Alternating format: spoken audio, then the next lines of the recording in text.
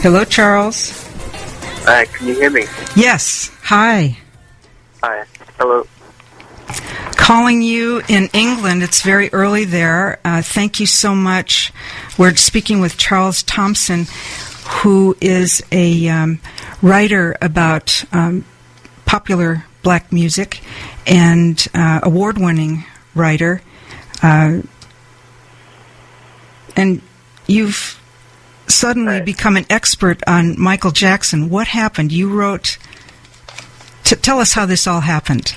You're actually an expert on James Brown. It began really in March when I received a tip-off as to when and where Michael Jackson would be flying into the UK to announce his London concert. I worked with The Sun on that story. We had the exclusive. That tip-off came from someone in Michael Jackson's camp, and they asked me to leak that story for them to the press because they wanted publicity surrounding the concert announcement. After that, I continued to work on Michael Jackson's stories with The Sun, and I was blogging at the same time, but nothing serious. And then when the Evan Chandler suicide was announced in November, I was working on the story with The Sun, and they asked me to send them information about the 1993 allegations, which I did. And I advised them of all the myths, the common myths which appear in the popular media and how they should avoid them. And I sourced all of my information from court documents and audio-visual evidence. And I sent that into The Sun. And when I read the story the next day, it completely discarded all of my information and replaced it with incorrect information. And I was so incensed by that I wrote a blog about it called Chandler's Suicide Highlights Media Bias Against Jackson. And I guess some fans found it or something, posted it on a fan site, and it got multiplied and multiplied. And within about a month, if you type the title into Google, it was producing 1.5 million websites. And since then, I've just been writing about Michael Jackson for various places since my work became popular. Would you mind telling us some of these myths that keep getting perpetrated about, well, actually they're lies, they're not myths, about Michael Jackson. And he seems to be the one person in all of history that is suffering the greatest character assassination of anyone else. It's a character assassination on a scale that we have never seen before. With regard to the myths about 93, there's three key ones. The first is that Jordan Chandler accused Michael Jackson. That's a myth. Evan Chandler accused Michael Jackson, and Jordan Chandler denied it vehemently for months. There's a great investigative journalist called Mary Fischer who wrote a piece for GQ magazine in 1994 called Was Michael Jackson Framed? And she uncovered compelling evidence that the only reason Jordan Chandler ever changed his story was because he'd been administered with a drug called sodium amytal.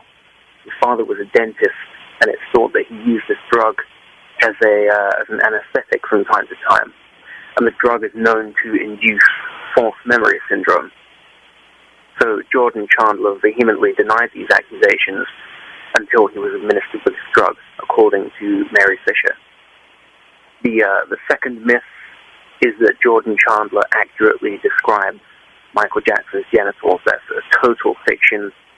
At the time, he claimed that Michael Jackson was circumcised, and a police body search concluded that he was not, meaning that Jordan Chandler had changed his story and then gotten the description wrong, which pretty much undermined everything that he had to say on the matter. You know, you had a witness who was a proven liar. You know, he's a proven liar because either he was molested or he wasn't, and he's told both stories. One of them has to be a lie. You know, so you have an inherently untrustworthy witness.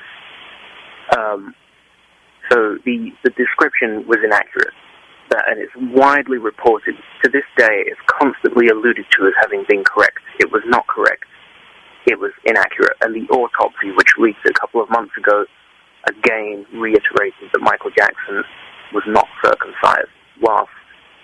Chandler claimed that he was. The third myth is that Michael Jackson somehow bought his way out of a trial with a settlement. He was never going to stand trial in the first place. People often point to the settlement as the reason that Michael Jackson never stood trial. They neglect to mention that Michael Jackson was under investigation for over half a year before that settlement was ever reached. And with 6 months of investigation, the police never even had enough evidence to arrest him, let alone charge him with a crime. Thomas Snedden, the DA in the case, took his case to 3 separate grand juries, and all of those grand juries refused to allow him to bring charges because his evidence was so feeble. So the media often points to this settlement as saying, oh, Jackson settled because otherwise he would have gone to prison, or Jackson settled because otherwise he would have faced trial. Michael Jackson was never going to face trial. When he settled with the Chandler family, he was not being prosecuted, he was being sued. And by settling with the family, he saved untold amounts of money. That civil suit could have dragged on for years, and not only cost him millions upon millions upon millions in legal fees, but also earnings. The whole time that case was dragging on, he wouldn't have been able to play a concert, he wouldn't have been able to release an album. So, those are the 3 myths. That Jordan Chandler was the one who initiated the allegations, that Jordan Chandler accurately described Jackson's genitals, and that Michael Jackson avoided a trial by paying a settlement. And those 3 myths alone are enough to make him look guilty when they're inaccurately reported.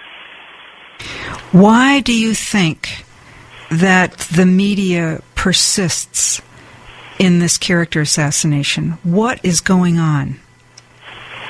I think that there's so many factors, and it's difficult to pinpoint what the primary ones are. I do think that a big part of it is pride. I think that when the 1993 allegations hit, Michael Jackson was typically silent. For much of his adult career, he would not speak to the media, and after 1993 hit was no exception. He gave like a 4-minute speech on television, and that was it. And so consequently, all of the information that the media was receiving was coming from the prosecution, either officially or unofficially. So it's questionable how much of it was reliable, how much of it was accurate. And at the time, it's easy to see how they would have been led to believe that Jackson was guilty because they were only getting one side of the story, and it was quite skewed. I think that as the information started to trickle out, okay, it wasn't actually the boy that made the allegations, it was his dad. Okay, he's on tape threatening to extort Michael Jackson out of millions of dollars. Okay, the boy's got the description wrong. It became increasingly apparent that Jackson was actually not guilty, but the media seemed to have already taken this stance that he was. And there's almost an element of pride about it, you know, like they're completely unwilling to admit that they got it wrong. And I think that's one of the primary factors. Do you think race has a place here? I often compare the Jackson case to the case of Jack Johnson, which occurred in the early years of the 1900s. And Michael Jackson's trial occurred in the early years of the noughties. And Jack Johnson's media treatment was undeniably racist, and Michael Jackson's media treatment has been undeniably similar. That's the way I always phrase it. I can't say for sure, you know, no journalist has ever come to me and said, oh, hi, you know, I just wanted to tell you that I'm really mean to Michael Jackson because he's black. That's never happened. But, you know, Jack Johnson's treatment was undeniably racist, and Michael Jackson's was undeniably similar. It's like a lynching. You know, I don't know if you know the story of Jack Johnson. Some people probably won't. He was the first black heavyweight boxing champion of the world, and he won the title in around 1907 or 1908. And he was treated horrendously because the media and the establishment couldn't accept the idea of a black icon, a black champion.